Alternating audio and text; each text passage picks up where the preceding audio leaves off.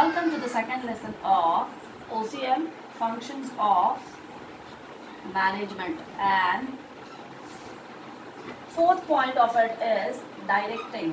Directing. Now, directing is a process of inspiring, motivating,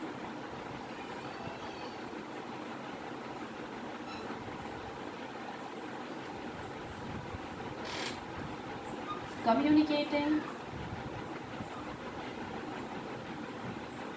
and supervising. आइए, directing हमारी क्या होती है बच्चों? डायरेक्टिंग एक ऐसी प्रोसेस होती है जिसमें हम किसी बंदे को इंस्पायर करते हैं, मोटिवेट करते हैं, मतलब फोर्स करते हैं, कम्युनिकेट करते हैं, उससे बातचीत करते हैं, या उस बंदे के काम को सुपरवाइज करते हैं, देखते हैं कि वो बंदा कैसे, how the person is actually working. आइए देखते हैं. Now let's have a look toward importance of organization. Importance of organization मतलब कि क्या? Why directing plays very important role in management? या why planning, directing called as a important function of management? Directing को management का important function क्यों बोला जाता है? क्या उसकी खास वजह है? क्या उसके खास reasons है? Important reasons है? आइए देखते हैं हम उन्हीं reasons को एक एक करके.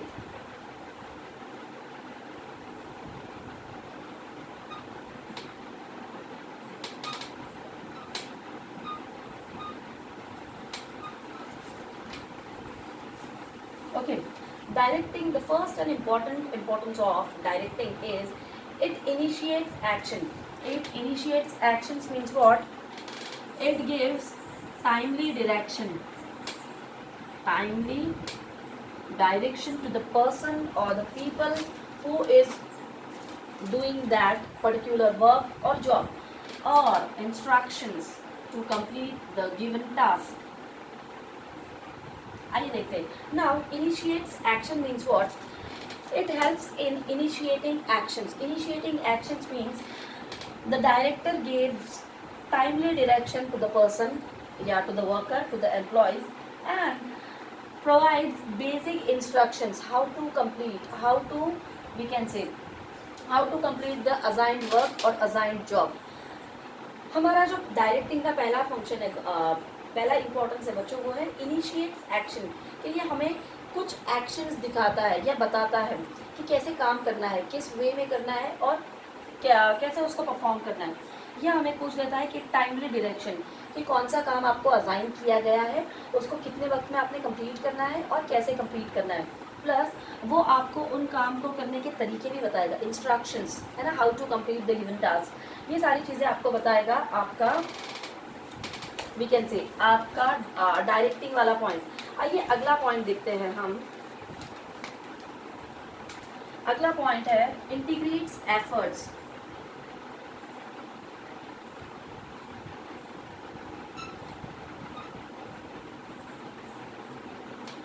Integrate efforts. अब by, we can say, providing timely directions और by giving instructions to the worker. Worker को टाइम डायरेक्शन का मतलब एक टाइम देना है फिक्स, के इतने ही टाइम में आपने ये पर्टिकुलर काम को कंप्लीट करना है.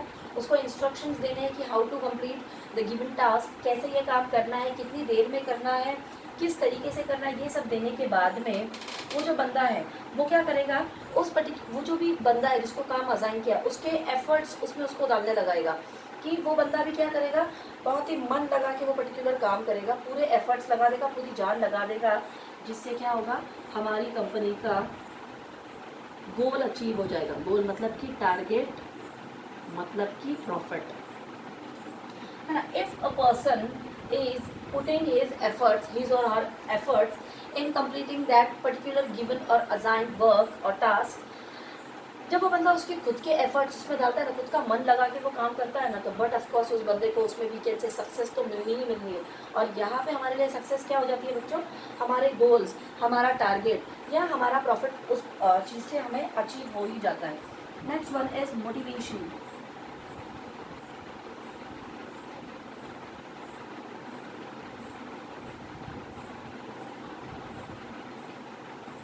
Next one is motivation, motivation मतलब कि क्या, एक बंदे को सपोर्ट करना है, उसको थोड़ा सा वीकेंड से उसके अंदर जो भी एफर्ट्स है, जो भी उसके अंदर पोटेंशियल्स है, उसकी जो भी एबिलिटीज़ है ना, ability of a person, then we can say potential, efficiency, ये जो भी चीज़ें, इन सारी चीज़ों का कॉम्बो करके हमने उस बंदे को क्या करना है, yes you can do it, you will do it, you have to do it, भाई ये काम आप कर सकते हो, आप बहुत अच्छे से कर सकते हो। उस पर्टिकुलर बंदे को थोड़ा सा सपोर्ट करना है, थोड़ा पुश करना है, थोड़ा सा उस पर्टिकुलर काम के लिए उसको एनकरेज करना है कि अरे ये काम आपके लिए तो बाएं हाथ का खेल है, ये तो आप है ना बहुत जल्दी कर लोगे, बहुत अच्छे से कर लोगे। ये सारी चीज़ें क्या हो जाती है बच्चों, यही सारी चीज़ें हो जाती है ना, to boost, I am sorry, to boost morale. ये सारी चीज़ें करने से क्या होगा कि वो बंदा बहुत खुश हो जाएगा, एक वीकेंड से बहुत ज़्यादा मोटिवेटेड हो जाएगा, एनर्जी आ जाएगी, सारे एफर्ट्स डाल देगा, पूरे एक्शन पूरी जान लगा देगा और उस पर्टिकुलर असाइन वर्क को कंप्लीट करेगा, जिसकी वजह से वो बंदा उसके टास्क को हासिल करने में, अचीव करने में बहुत ईजी हो जाएगा उसके लिए। आइए अगला पॉइंट देखते हैं, हमारा फोर्थ वाला पॉइंट, स्टेबिलिटी। स्टेबिलिटी मतलब कि क्या, ये जो चीज़ है ये कॉन्टिन्यूएशन में होनी चाहिए। कंटिन्यूएशन मतलब कि क्या, या तो स्टेबल रहनी चाहिए एज इट इज, या तो फिर आगे भी वही चीज़ उसको जारी रखना चाहिए। जैसे कि उस बंदे को डायरेक्ट किया पहले काम के लिए, कैसे काम करना है, उसको इंस्ट्रक्शंस दिए गए, उसको एक टारगेट दिया गया, उसको मोटिवेट किया गया, उसके एफर्ट्स को वीकेंड से सपोर्ट किया गया, पुश किया गया, जिसकी वजह से ये सारी चीज़ें जो है ये हमेशा के लिए कंटिन्यूएशन में रहनी चाहिए, जिसकी वजह से क्या होगा, हमेशा वो बंदा अच्छे से काम करेगा, हमेशा वो बंदा मोटिवेट होगा, इंकरेज होगा, पूरे पोटेंशियल्स, पूरे एफर्ट्स उस पर्टिकुलर काम में लगा देगा और एंड में उसको टारगेट अचीव हो ही जाएगा। आइए अगला पॉइंट देखते हैं,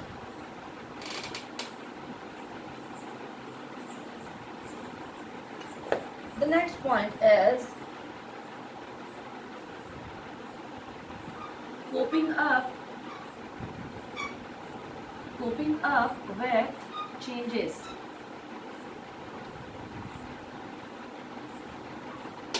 coping up with changes means what, coping up with changes means what, कि sometimes a director has to change some criterias कि कैसे काम को कंप्लीट करना है, how to complete a assigned work। sometimes a director changes the, we can say, way of working। कभी कभी director क्या करता है बच्चों, काम करने का तरीका बदल देता है, उसको ट्विस्ट कर देता है, थोड़ा सा स्प्लिट कर देता है, चेंज कर देता है, जिसकी वजह से क्या है, उस पर्टिकुलर काम में बंदे को इंटरेस्ट आने लगे। काम हो ही रहेगा बोरिंग सा, बट उस काम को कैसा इंटरेस्टिंग बनाना है, कैसे उस काम करने का तरीका चेंज कर देना है, टू चेंज वर्किंग प्रोसेस को कैसे चेंज करना है। और उस पर्टिकुलर काम में जब बंदे का इंटरेस्ट आ जाएगा तो बट ऑफ कोर्स क्या होनी है, उस पर्टिकुलर फील्ड में बंदे ने ग्रोथ अचीव करनी ही करनी है ना। कोपिंग अप विथ चेंजेस, कुछ छोटे छोटे स्मॉल चेंजेस करने के बाद में हम क्या कर सकते हैं, उस बंदे का इंटरेस्ट ला सकते हैं उस काम में, हमारे काम के तरीक़ों में चेंजेस कर सकते हैं और बट नेचुरल एंड में हमें उसके लिए बहुत अच्छे वी कैन से ग्रोथ ही मिलेगी या टारगेट अचीव होना है। Next one is proper utilization. Now proper utilization means what, proper utilization of resources। resources means what, things available in organization। Factory में, ऑर्गेनाइजेशन में, एक कंपनी में whatever things are available, उन चीज़ों को कैसे अच्छे से यूज़ करना है ना, प्रॉपर यूज़ करना है उसका, कैसे उन चीज़ों को एलोकेट करना है, कैसे उन चीज़ों से, जैसे कि मिनिमम चीज़ों से कैसे मैक्सिमम प्रॉफिट हम कमा लेंगे, ये सारी चीज़ों के ऊपर फोकस करना है। ये सब क्या हो जाएगा बच्चों, proper utilization of resources, by using minimum resources how to earn maximum amount of profit. So this is proper utilization of resources. Move on to the next point which is creates team spirit. Creates team,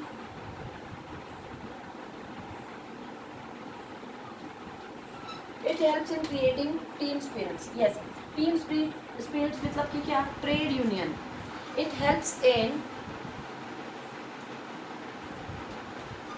it it helps in making और supporting trade unions. उसके बाद में हम उसको बोल सकते हैं team work.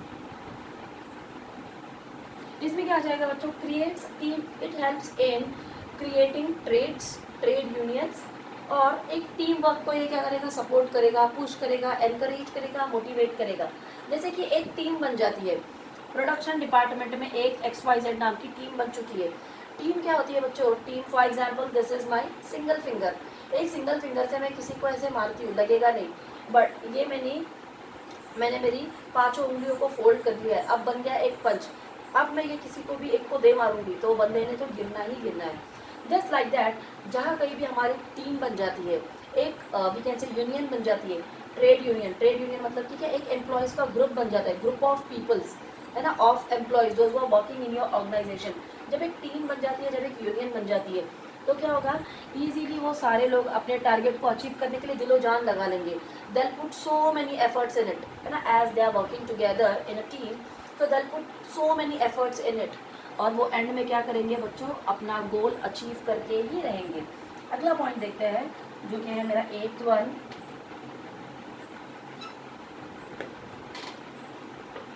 Explore abilities और कैपेबिलिटीज। एक्सप्लोरिंग एबिलिटीज और कैपेबिलिटीज, हर एक इंसान में कुछ कुछ खूबियाँ होती है, कुछ कुछ वी कैन से फीचर्स होते हैं, कुछ गुड पॉइंट्स होते हैं। अब उन एबिलिटी को कैसे हमने बाहर निकाल के लाना है ना, हाउ टू जज, या how to we can say how to observe these abilities capabilities, या उसका वर्किंग का वी कैन से वे ऑफ वर्किंग कैसा है, वो बंदे में कितने एफर्ट्स है, कितने पोटेंशियल है, ये सारी चीज़ों को हमने क्या करना होगा बच्चों, एक्सप्लोर करना होगा। उन सारी चीज़ों को हमने एनालाइज करना होगा, खोजना होगा, और उसके हिसाब से उस बंदे को वर्क असाइन करना होगा कि कौन सा बंदा कौन सी पोस्ट के लिए, कौन सी जॉब के लिए कैपेबल है, या वी कैन से उस पर्टिकुलर जॉब के लिए वो बंदा सूटेबल है। ये सारी चीज़ें हमें पता होनी चाहिए। आइए अगले पॉइंट देखते हैं।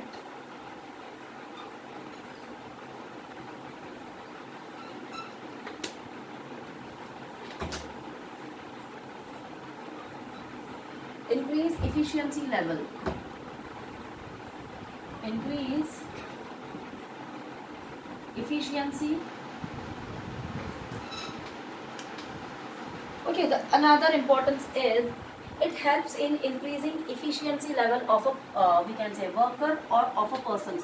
As I told you, the work of director is to motivate, to encourage, and to support. The work of a we can say director or the person who is appointed as a director for the organization, the person have to motivate, encourage or support the employees,